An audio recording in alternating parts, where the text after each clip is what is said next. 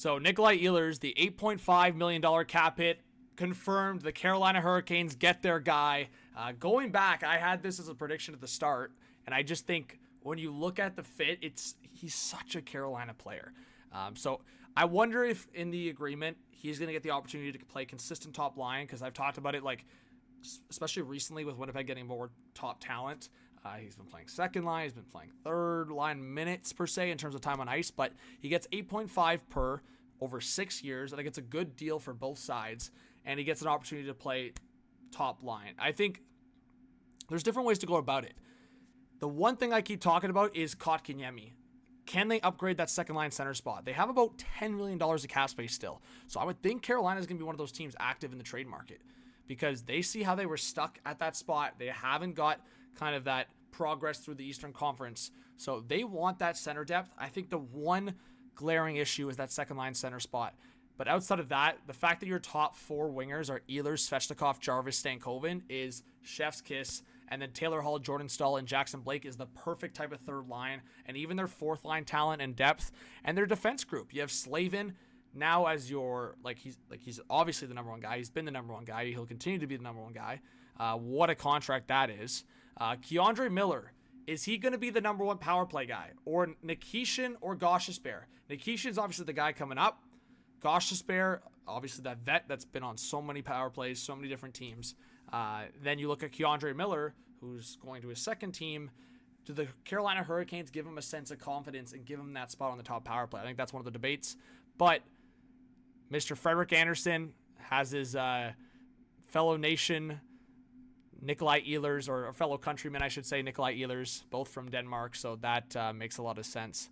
But $8.5 million. But just looking on X, it's worth the wait. Everyone kind of figured it was going to be Carolina. I had talked about Carolina going back, but then you start overthinking. You start thinking about all these other teams that can maybe make it work. Or if after watching Brock Besser go back to Vancouver, maybe. But Nikolaj Ehlers' career over with the Jets, 674 games, 520 points. I think it's a great get for Carolina. It's a perfect Carolina type player. And there you go. So if I could make a prediction, and this is the Jay Fresh card again. If I could make a prediction, I think Carolina is going to upgrade the second line center spot.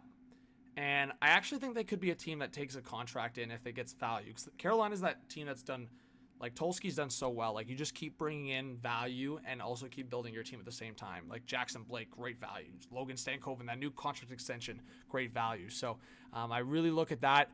It's a good scenario to be in.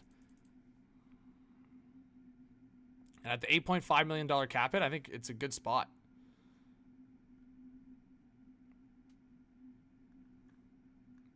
So we'll keep an eye on it, but I think the Carolina Hurricanes and Nikolaj Ehlers, both sides should be happy. And I do think that we're gonna see now a lot of trades. I think that was the big thing that Chris Johnston talked about. And if we go to Chris Johnston's timeline, he goes, something to keep an eye on. Once Nikolaj Ehlers makes his free agent decision, there's a sense it could spur trade activity among teams who fall short in their pursuit of the talented winger. So that's an interesting conversation. And to go to kind of my Hot Take Hockey page here. So Bowen Byram keeps being talked about as a potential offer sheet or trade.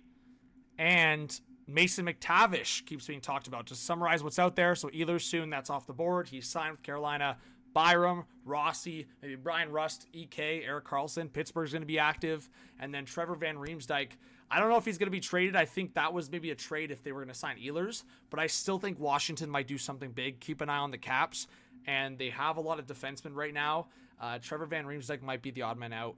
I've talked about maybe Sandin because they already have those offensive guys in the picture with Karlsson and Chychrun. So I think Washington, I would not be surprised if they move a defenseman. So just keep an eye on that.